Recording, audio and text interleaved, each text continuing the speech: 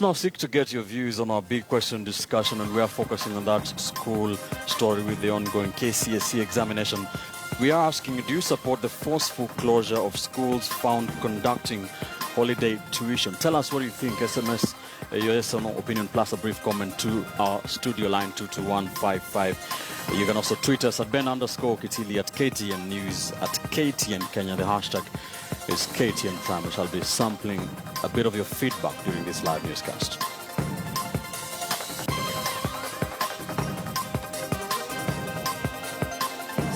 As if you are putting it out of my mouth. Out of my mouth. It's like you are reading my mind. It's wonderful. It's business unusual. My ninjas. Hey, hey. You're watching KTN Prime. Many thanks for staying with us. We're taking a quick commercial break. When we return, we have more updates for you from around the country and around the world. Stay with us. This is KTN Prime.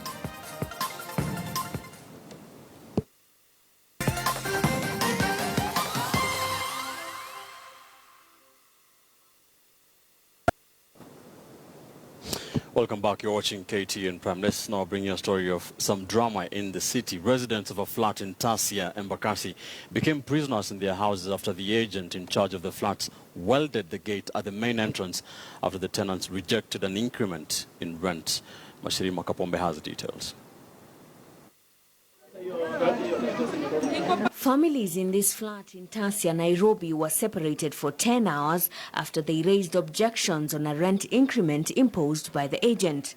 Wanasema tuongezee 1,000 na ambapo tulikuwa tumeenda kwa ofisi tukapeleka barua tukasema ya kwamba tutengenezewe plot na mpaka hapo amekataa kabisa. Juzi huyo Angel alikuja kaniambia atafunga, nikamwambia utafungaje nyumba? Kwa maana mwezi ngine nilikuwa nimechelewa. Asubuhi leo nimeanza kutumana pesa 6,000, nimelipa receipt ndi hapa. Just few days people have been paying their rent, their normal rent, and the agent have never been taking the rent. They've refused, they've gone silent. It is only today they had issued an intimidative statement that they will deal with us accordingly. The agent walked the talk and dealt with them as threatened. Those inside couldn't leave, and those who were away were locked out, causing drama in the estate. Tuko ndani, watoto hawajaweza kukula lunch, watoto wangu hawajapelekewa lunch. Huyo mwenye alikuwa ananishuka akaniambia wacha nitengenezee watoto kwanza lunch alafu urudi nikuje kukumalizia. Na mimi nikaenda kupikia watoto lunch. Sasa kwenda kupelekea watoto lunch kurudi, niliacha watu hapa wakichomelea gate. Mimi nikafikiria ni kawaida ni repair ya gate inatengenezwa. Kurudi ndio nikamwambia nimepeleka chakula, wewe umepeleka. Akaniambia tumefungiwa hapa ndani hata chakula nimefanya kurusha. Nimerushia watoto wapelekewe shule. Sasa vile ameniambia amerushia watoto wapelekewe shule, nikamuuliza ni nini?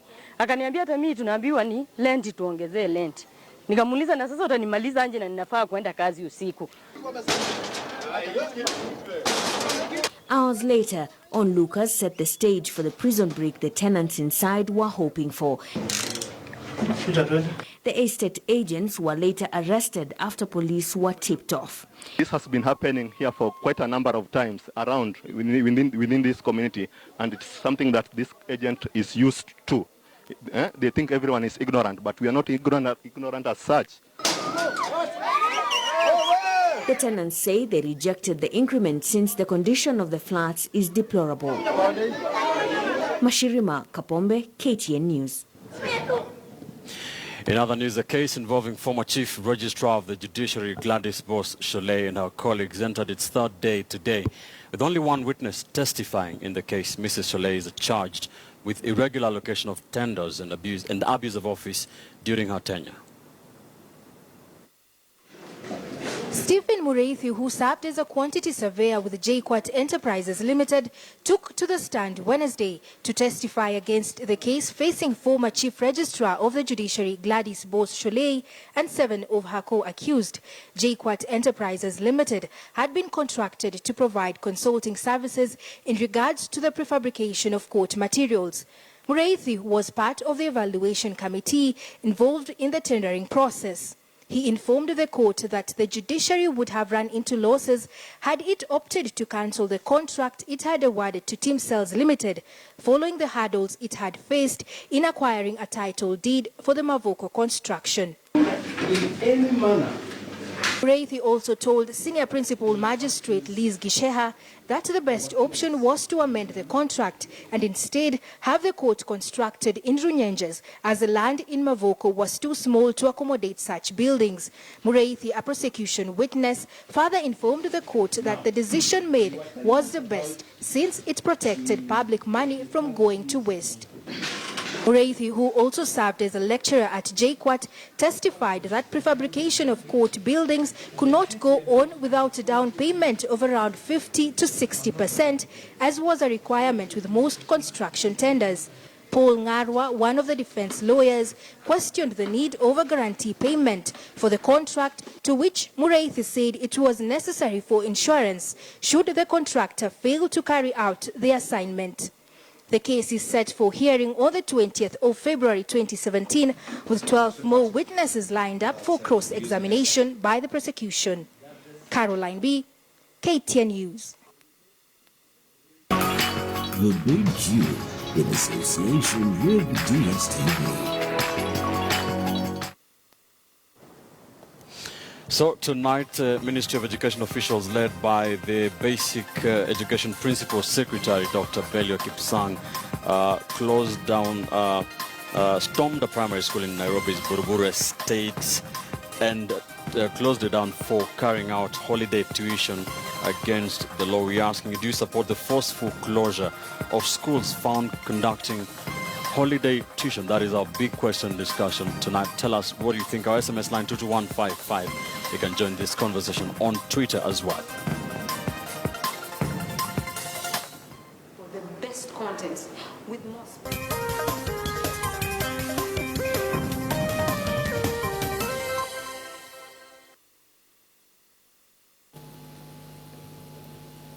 Good evening and thank you for keeping it KTN News. My name is Joy Doreen Bira. Listed investment company Centum has appointed former president of the African Development Bank, Donald Kaberuka, as its chairman of board of directors. The former FDB president replaces James Mugui, who threw in the towel at the company's annual meeting in September last year after 13 years of service. Dr. Kaberuka brings to Centum a wealth of experience after serving as AFDB's president for a decade.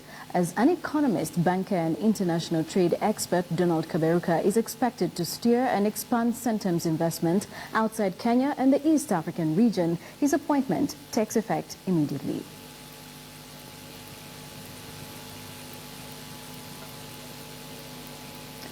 And in a move to cut the amount of grain lost during post-harvest by nearly a half, the Ministry of Agriculture, the Kenya Agricultural Livestock Research Organization and USAID have unveiled a new storage bag dubbed the Hematic storage technology bag to give smallholder farmers a lifeline and minimize rotting or infection of crop harvested. KTN's Abiagina has the details.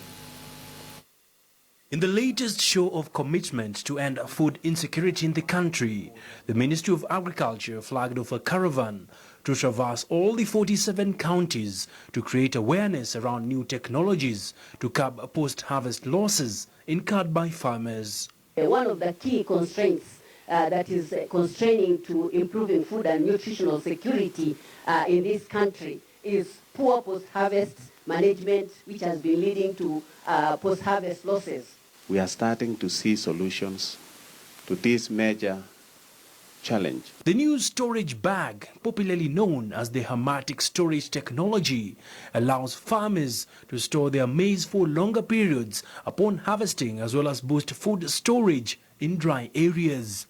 The farmers must ensure that the grain is properly dried. The new technology is considered a simple and affordable concept. The Ministry of Agriculture is banking on the smallholder farmers to take up the product, which is set to retail at 250 shillings per 100 kilogram bag.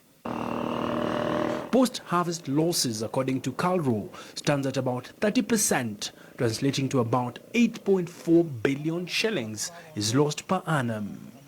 But even as the country looks to tackle food insecurity, climate change remains another threat towards ending hunger, with some counties in the country already bearing the brunt. Abiagina, KTN Business.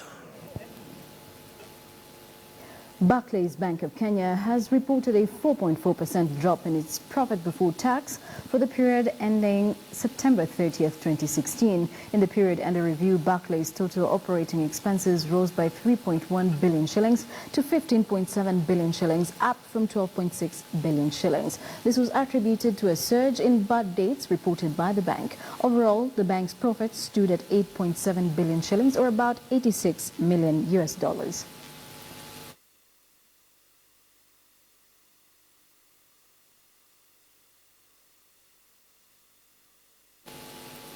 And an online commerce platform is bridging the digital divide for farmers in the food basket areas of Kenya by creating physical collection points for collection of goods for customers in remote places.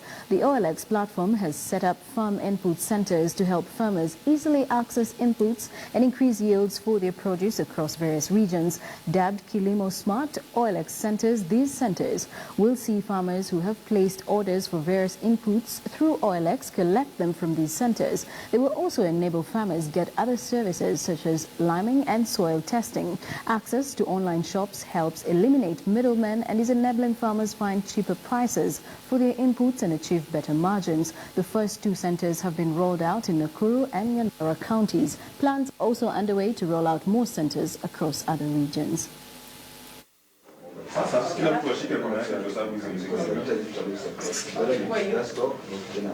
Doing online business will be taking a larger part of the farming business in the future, and we would like to be present in that new development.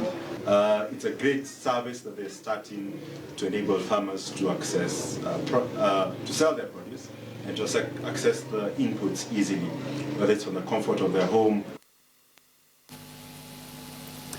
Well, my name is Joy Bira. That's it for KTN Business. I'll leave you with the markets report.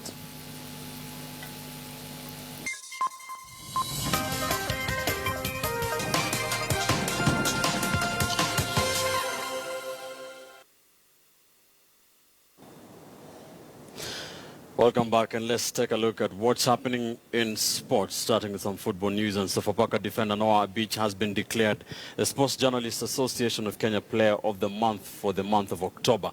The 29-year-old fullback had a stunning month for struggling Sofapaka with 1 goal and 3 assists in 3 games to revive Batoto Bamungu's chances of survival in the Kenyan Premier League. Beach fended off competition from Tusker FC duo goalkeeper David Okello and midfielder Hashim Sempala, as well as Gor Mahia's Enoch Agwanda, to win 100,000 shillings and a 43-inch LG Smart television, while the team received 50,000 Kenya shillings in prize money.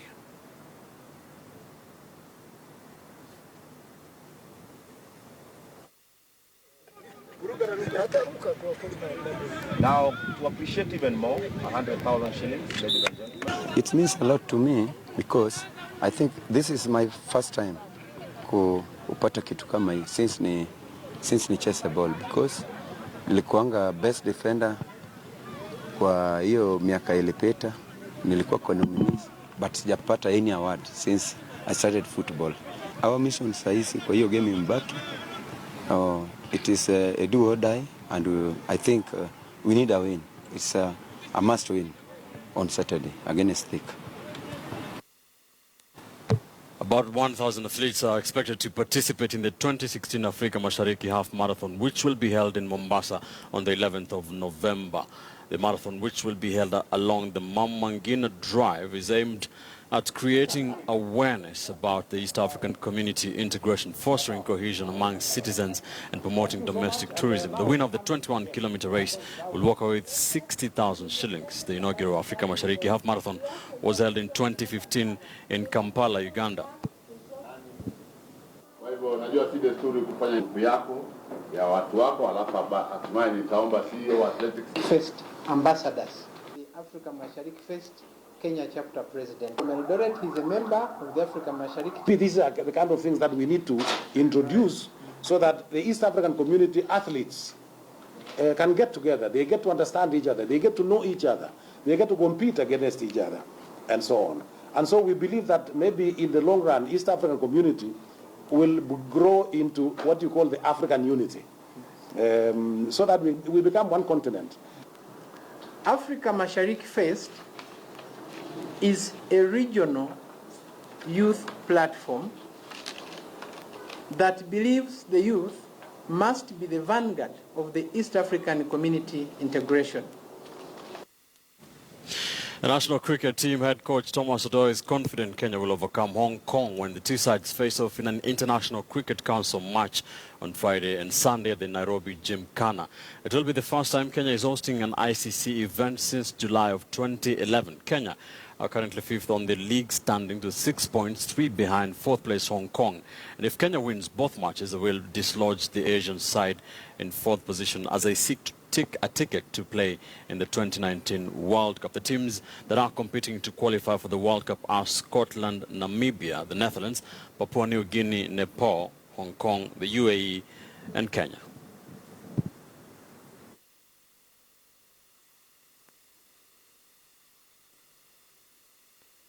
Probably not the same standard as Hong Kong, but I think the boys excelled well, and it's always good to have that winning momentum with you all the time. So I think we have that. We've won our last 50 over matches, so we're in good spirits. We really need to win those 2 games to get those 4 points and to move to 4th place, which will give us a better place in the qualifiers and going to Nepal next in the next World Cup qualifier games, and playing at Nepal will be difficult, so we really need these 2 games to get those 4 points.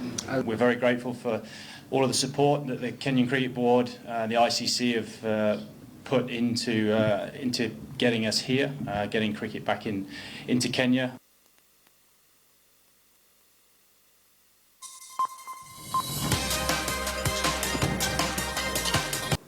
A lot has been happening today, but on the education front, Ministry of Education officials led by the Basic Education Principal Secretary Dr. Belio Kipsang stormed Happyland Preparatory School in Buruburu here in Nairobi and closed it down for carrying out holiday tuition against the law. We did ask you in our big question discussion, do you support forceful closure of schools found conducting holiday tuition?